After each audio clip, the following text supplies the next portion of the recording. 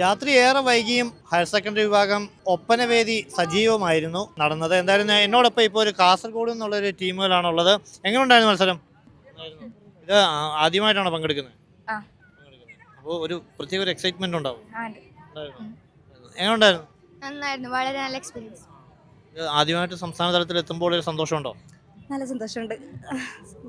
പ്രത്യേകിച്ച് ഈ സാംസ്കാരിക നഗരി എന്ന് പറഞ്ഞാൽ തൃശ്ശൂരിലേക്ക് എത്തുമ്പോൾ എത്രത്തോളം സന്തോഷമുണ്ട്? നല്ല സന്തോഷം. ഫസ്റ്റ് ആദ്യം മുതലേ തൃശ്ശൂർ വരുമ്പോൾ നല്ല സന്തോഷം ഉണ്ടായിരുന്നു. സ്റ്റേറ്റ് മണവാട്ടി ക്ഷീണിച്ചു പോയോ? ഇല്ല ഇല്ല ഈ പൊതുവേ ഇപ്പോൾ ഒപ്പന വേദിയിൽ ഇപ്പോൾ വളരെ വൈകിയാണ് മത്സരങ്ങൾ നടക്കുന്നത്. അപ്പോൾ അതിന്റെ ഒരു വിഷമമുണ്ടോ?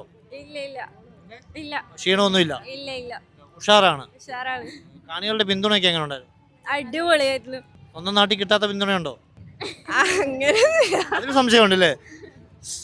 അവിടെ പ്രകടനം നടത്തിയതിനേക്കാളും മികച്ച പ്രകടനം ഇവിടെ കാഴ്ചവെക്കാൻ പറ്റിയോ? പറ്റി നല്ലോണം. കാഞ്ഞങ്ങാട് ദുർഗ ഹയർ സെക്കൻഡറി സ്കൂളിനെ സംബന്ധിച്ച് പറയുമ്പോൾ കഴിഞ്ഞ 10 വർഷങ്ങളിൽ ഒരു തവണ ഒഴികെ ബാക്കി എല്ലാ തവണയും ഇവർ സംസ്ഥാന കലോത്സവ വേദിയിൽ ഈ ഒപ്പനയുമായി എത്തിയിട്ടുണ്ട്. എന്തായാലും മാഷ് തന്നെ പറയും. മാഷ് എങ്ങനെ ഉണ്ടായിരുന്നു പ്രകടനങ്ങൾ? നല്ല പ്രകടനമായിരുന്നു. നമ്മൾ പാടുന്ന ഒരു കുട്ടി അതിൽ നാലാമത്തെ വർഷമാണ് വരുന്നത്. അതുപോലെ കളിക്കുന്ന കുട്ടികളിൽ ഫസ്റ്റ് ബാച്ചാണ്. പക്ഷേ ഓല ആത്മാർത്ഥത, നമ്മളെ സ്കൂളും എല്ലാ ദിവസവും പ്രാക്ടീസാണ്.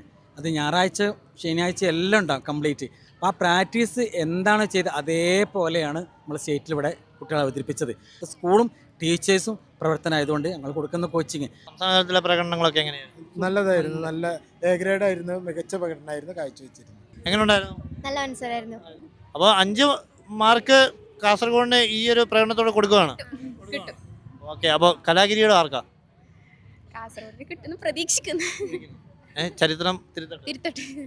എന്തായാലും നമുക്ക് വേണ്ടി ഒരു 2 സ്റ്റെപ്പ് വെച്ചാലോ? സുരമത്തെ സുഹൃതത്തിൽ നബിയൊപ്പം പുതുമാ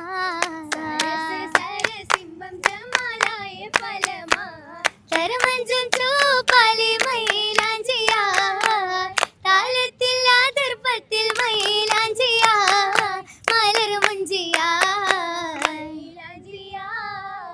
മൈലാഞ്ചി പുതുക്കത്തിൽ സുവർഗത്തിലാ